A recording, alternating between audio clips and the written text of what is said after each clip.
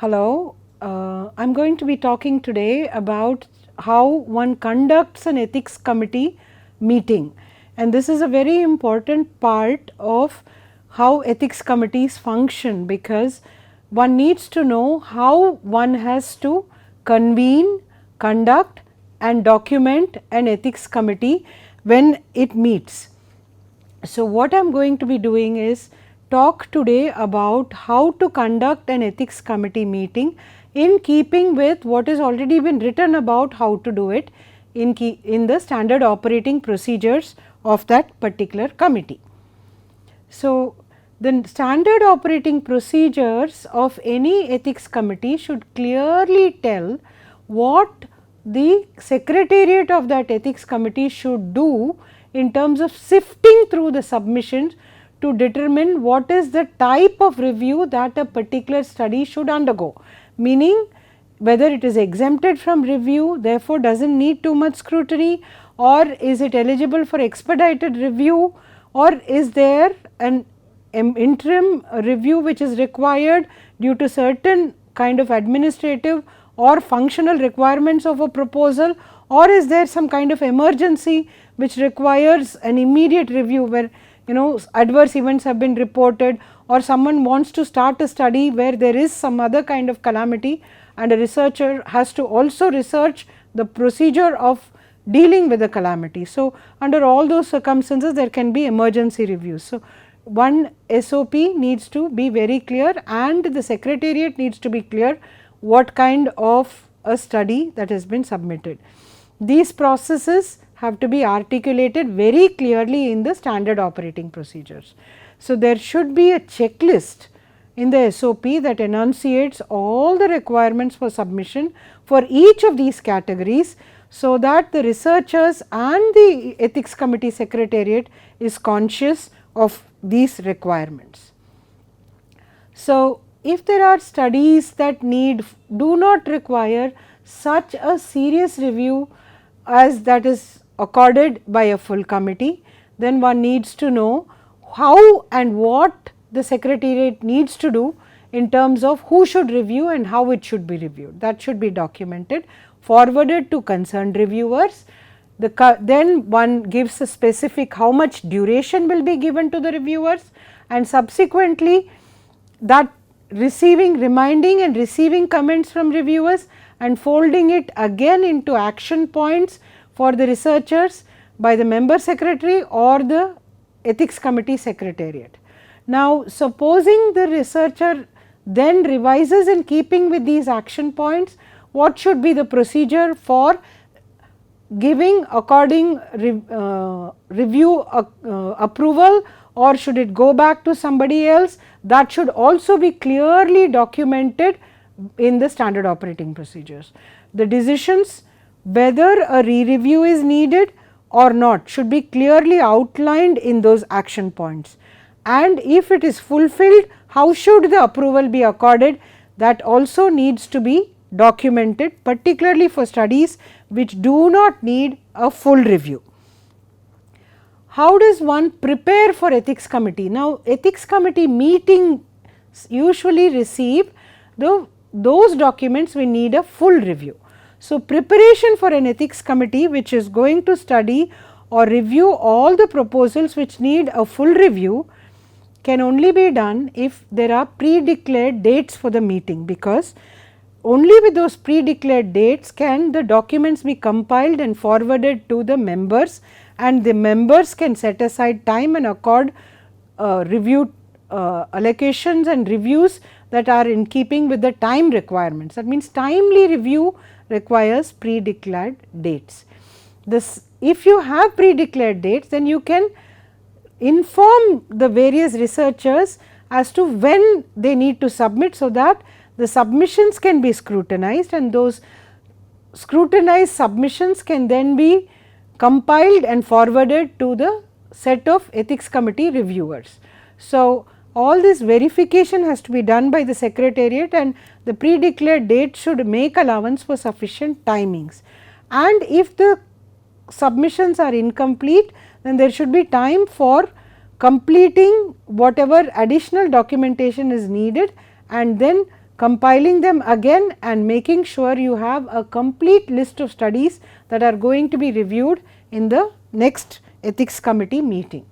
Having done that, what an ethics committee secretariat should do, and this should be outlined in the standard operating procedures, is how the agenda should be prepared or set up for an ethics committee meeting. So, one should make sure only complete submissions are included for review. This is because it really wastes the time of the ethics committee in making a determination that may be largely clerical. Therefore, while setting up the agenda, this completeness scrutiny is an extremely important part. The agenda setting manifesto should also be very clear that every submission should at least have 2 reviewers. That does not foreclose other persons in the committee from reviewing, but it will accord every submission with at least a minimum of 2 reviewers. And a lot of attention has to be given to the sequencing. Now, how does one sequence? One can keep in mind fairness requirements in terms of first come first serve basis, but sometimes that alone may not be adequate. The reason being, certain proposals will really need multiple scrutiny, multiple decisions. By trial and error, the member secretary and those running the ethics committee will know which kind of submissions will need more time. So, this also needs to be given some time and thought in terms of sequencing, and again allocation of work. One should look at equity requirements in terms of according all members having more or less equal burdens, but at the same time efficiency is an important factor here, because certain kind of skills are required for review of certain protocols. So, while distributing the work burden for an ethics committee review process, a member secretary or whoever within the secretariat has this allocational responsibility should keep both equity and efficiency in mind while distributing work. This alone does not complete the preparation. All of these documents, once an agenda is set, need to be compiled and forwarded in a timely manner to give sufficient time for members to read all of them. So, every committee meeting there should be a minimum number of submissions which provide for sufficient time for discussion as well as sufficient depth of discussion in the meeting. Therefore, the number of submissions should be given due thought, because if you have too many submissions, then either the time for the meeting should be extended or the number of submissions should be restricted. All of these documents then need to be forwarded, and in the interim period between the time when the documents have been sent to members and the review meeting is going to happen, clarifications may be sought by members who are reading. The member secretary and the secretariat should be ready to connect the questions from the ethics committee reviewers to the researchers, so that in advance the clarifications can be obtained.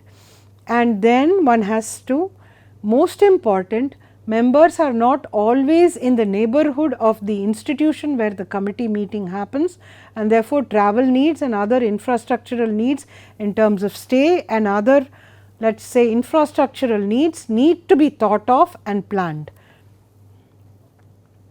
The review process, particularly for an full ethics review, one has to, before the conduct, when the meeting happens, verify the regulatory requirements for a quorum and also document, because certain submissions reviewers may have conflicts of interest. So, while allocating also this needs to be kept in mind, and most ethics committee member secretaries will be conscious of any potential conflicts of interest. So, allocational efficiency can be achieved at allocational point itself by making sure the reviewers do not have conflict of interest, but some of the kinds of conflict of interest may completely escape the allocational agency, meaning the member secretary or the secretariat, and may come in the form of comments subsequent when the meeting happens.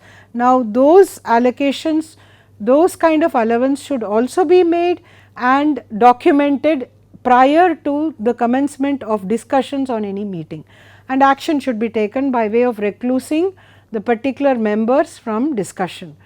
Subsequent to this, all the discussions which are coming from the primary reviewers, secondary reviewers and other members have to be folded into minutes that have to be documented very carefully, meaning one can't just straight away take all the points mentioned, but they have to be converted to what is the requirement from the researcher, and these are action points for researcher. Simultaneously, one needs to also mention the rationale for those action points. Subsequent to having these minutes documenting all of the requirements for each submission in this way, the minutes which are kind of compiled in a systematic way need to be reviewed either by electronic or physical circulation amongst members. It is very, very useful to think a little bit about decision making process. Ideal situation would be when decisions are arrived at by consensus. This is very, very important, because even if one member raises an objection, it means why it is a representation of the plurality of voices in the committee. It is possible that the thought process that is accorded to a particular proposal by a member is not part of the usual thinking process of another member, and that is why for ethics committee decisions, consensus decisions are very important. And if at all efforts at consensus fail, only then should the option for voting be exercised. And when this happens, all dissenting notes need to be documented with the rationale, and following this, a clear cut action point should be documented for providing guidance to researchers, and this is a very, very important feature of the decision making process. Not only is that important, documenting these decisions that are made are also important. So, these decisions have to be translated into a language that will be clear to all, and therefore, what are the potential decisions has to be already readily available in the standard operating procedures. While documenting these decisions, the availability of the quorum has to be mentioned, and the mechanism of dealing with conflict of interest has also got to be mentioned. The reasons for decision have also to be mentioned, and whatever revisions or action points that the ethics committee seeks from the researchers, that also have to be very clearly mentioned in the minutes. Following this, the minutes would be ready for circulation. What are the mechanisms by which these minutes will be documented and approved by the ethics committee? Will all members have to approve and then it would be circulated, or would the chairperson approve, or then it would be circulated? All this has to be part and parcel of the standard operating procedures. Once that is predetermined, the procedure should be followed and approval obtained much before converting these minutes to feedback to the researchers, and this process should be very clearly and unambiguously laid out in the standard operating procedures. The time frame in which this should happen should also be clearly written down in the standard operating procedures, because not merely conduct of meeting, but translating it into action points which the investigators in the research process can then abide by is part and parcel of an ethics review. And converting these decisions into action points should be communicated and to the researchers, and the process by which this should be done should also be part of the standard operating procedures of an ethics committee, and most of the decisions involve some action by researchers. The manner in which the researchers are required to respond should also be given in the feedback to them, and certain reviews have a time frame. Some studies can have high risk procedures which may come back with certain adverse events which need to be reviewed. So, approvals should clearly state whether there is a duration of validity for that approval that is accorded, and otherwise the standard operating procedures should clearly outline the default approval duration. Every ethics committee meeting should have certain key documents which need to be very carefully preserved. By this I mean only the documents of the conduct of the meeting, that is, conflict of interest statements filed by ethics committee members need to be carefully documented and maintained, archived for future reference in keeping with each of the minutes of each meeting. Minutes of the meeting and the approval and feedback letters also need to be carefully archived. In addition, there can be many other documents, because during the meeting certain supporting documents may emerge as part which were not part of the original agenda, either called for or brought in by various ethics committee members. That needs to be documented, and the planned agenda needs to be put in place against which minutes are written. It does not always, the minutes do not always follow, though they most often than not follow the planned agenda. There will always be additional items which are placed, and those also need to be documented very carefully and should form part of the material that is archived with each of the meetings. For discussions and to enable better understanding, there are certain readings that have been attached to this presentation. One is Ethics Committees in India, which documents the current situation with regard to what gave rise to the regulatory framework that has been put in place with regard to ethics committees. That is the paper by Dr. Thatte and Marathe. Dr. Butt's paper on ethics committee minutes and how they should be written is part of an editorial in the Perspectives in Clinical Research, and that is another reading that has been included. And the Indian Council of Medical Research section 4 on ethical review processes also form a core document that need to be considered while looking at ethical review processes. Those are three important things. There can be other documents at a basis. These three will cover most of the salient aspects for any functional ethics committee. Thank you.